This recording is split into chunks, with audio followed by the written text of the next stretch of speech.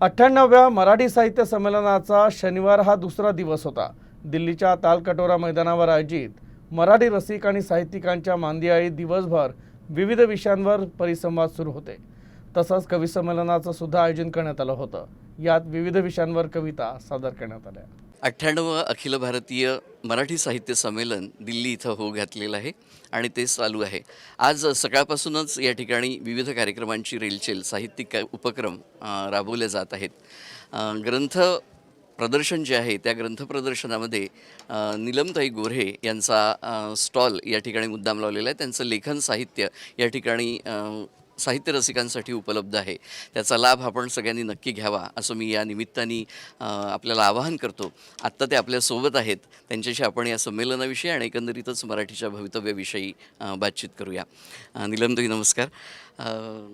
मी आत्ताच म्हटल्याप्रमाणे हे जे साहित्य संमेलन दिल्ली इथं होत आहे, एका अमराठी प्रदेशामध्ये होत आहे, तर या आयोजनाबद्दल आपल्या काय भावना आहेत, काय प्रतिक्रिया आहेत? खूप वर्षांनी दिल्लीमध्ये साहित्य संमेलन होत आहे आणि मराठी साहित्य संमेलन याच्यापूर्वी गुमानला पण झालं होतं।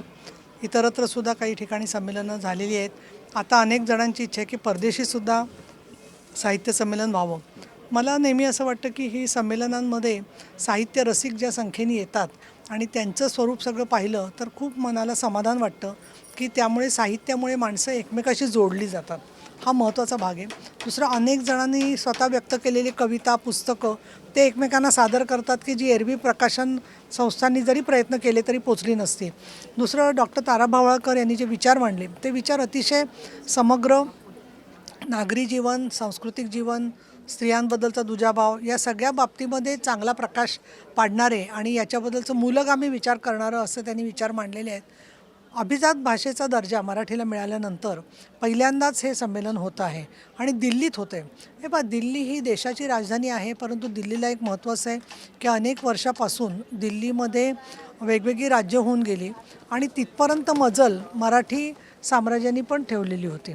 पानिपतला आपला पराभव झाला तरी पानिपतला पराभव होण्याच्या आधी माझ्या माहितीप्रमाणे, वाचनाप्रमाणे दिल्लीमधल्या कालकाजी मंदिरामध्ये पेशव्यांनी जाऊन दर्शन घेतलं होतं आणि मग ते पानिपतकडे गेले होते।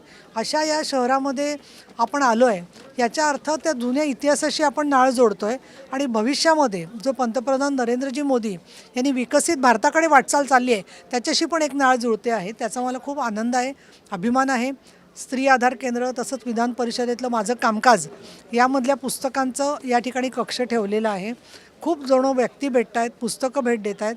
कविकट्ट्याचं उद्घाटन माझ्या हस्ते झालं। राजन लाखे यांनी हा कविकट्टा आयोजित केला होता आणि उद्या आम्ही असे घडलो या चर्चेच्यामध्ये माझा सहभाग आहे। प्रवीण बर्दापूरकर आणि राजीव खांडेकर हे दोघंजणं माझी मुलाखत घेणार आहेत आणि खूप मला असं वाटतं की या निमित्ताने ज्या भेटीगाठी होतात तर आयुष्यभर लोकांच्या लक्षात राहतात।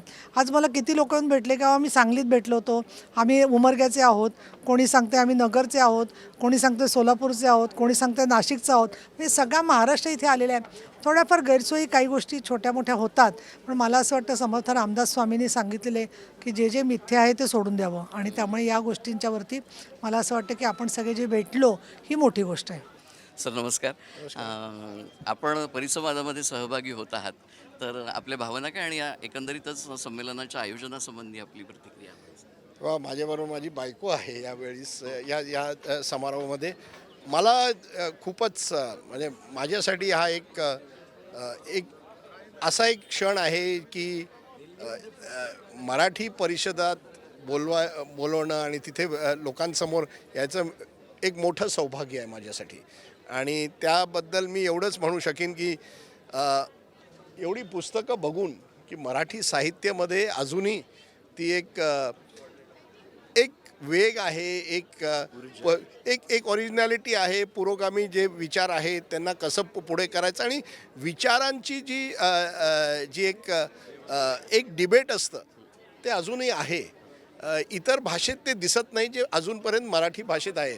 तुमचे विचार कुठल्या दुसऱ्या व्यक्तीपासून वेगळे असतील तरीही तुम्ही पुस्तकांमध्ये काही पाबंदी नाही आहे आणि ते मला वाटतं चांगली गोष्ट आहे. फ्री स्पीच आहे अजून मराठीत. हम इस पे बात करेंगे कि बंगाल और महाराष्ट्र के बीच में जो हमारी शादी है तो इसमें हम किस तरह से क्या क्या है जो कॉमन है, जो डिफरेंट है। और मैं ये तो ज़रूर कहूँगी कि इतने सारे पुस्तक और इतने सारे पब्लिशर, ये तो मुझे लगता है कि almost as good as Bengal. Thank you sir, thank you so much. मी विवेक अलोणी, व्हिडिओ जर्नलिस्ट अतुल गवईसह USN न्यूजसाठी नवी दिल्ली.